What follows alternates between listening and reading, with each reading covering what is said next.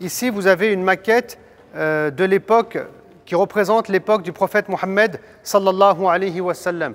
Donc on a eu l'occasion, quand on a fait donc les visites extérieures, alhamdulillah, déjà de voir pas mal d'éléments. Donc je vais essayer de vous resituer par rapport à ce qu'on a fait nous et par rapport à cette maquette-là, ça va être le plus simple.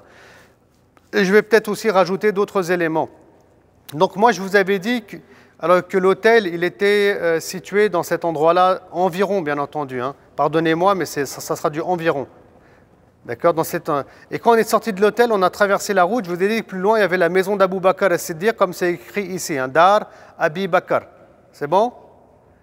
Très bien. Je vous resitue déjà. Ensuite, on avait tourné à droite. On était arrivé là.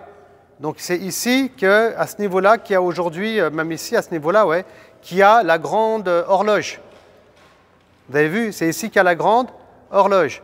Donc à côté, vous avez la maison de Safwan ibn Umayya, hein, qui va se convertir à l'islam lors de la bataille de Hunayn à la fin. Là, vous avez la maison de Zubayr ibn al-Awwam, radiyallahu ta'ala anhu. D'ailleurs, la maison de Zubayr ibn al-Awwam, si vous regardez bien, elle est à peu près à 200 mètres de l'hôtel où on était, vraiment, subhanallah, à côté.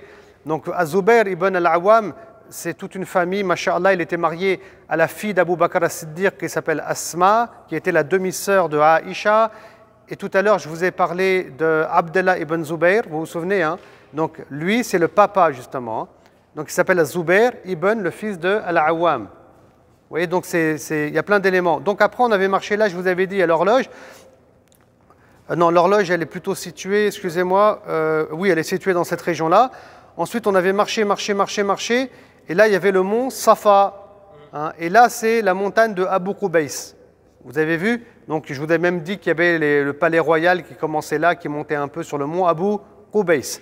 Ensuite, ici, vous avez Safa, et là, vous avez Marwa. Donc, c'est entre ce mont-là, Safa, 8 et 6, Marwa, que l'épouse de Ibrahim, alayhi as-salam, qui s'appelle Hajar, elle a marché à la recherche d'eau, car Ibrahim, alayhi as-salam, il l'avait laissé dans le désert. Voilà, donc elle cherchait de l'eau, elle n'en trouvait pas, elle va marcher entre les deux monts, elle va descendre, elle va se retrouver pas loin de la Kaaba, l'ange vient, frappe au sol, et on a cette source d'eau qui sort, qui est l'eau de Zamzam, qui est une eau qui est vraiment bénie. Mais ce n'est pas que pour les maladies, parce qu'on fait des fixations sur cette thématique-là. En vérité, le prophète sallam, il a insisté, c'est pour toute chose qu'on désire, toute chose qu'on veut, tout souhait qu'on a. Ensuite, ici, quand on avait fait les visites après, souvenez-vous, donc on avait dépassé le mont Safa, on avait marché, et c'est ici qu'on s'était arrêté pour faire les commentaires.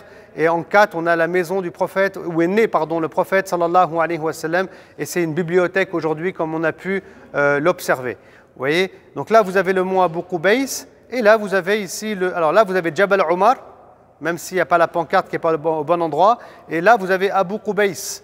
Et je vous avais dit lors des visites que l'ange des montagnes, quand le prophète sallallahu alayhi wa sallam revient de Taïf, il veut renverser cette montagne qui est Qu'Aiqa'an, ainsi que celle-là qui est Abu Qubays, sur la fameuse cité qui est la ville de ici la Mecque.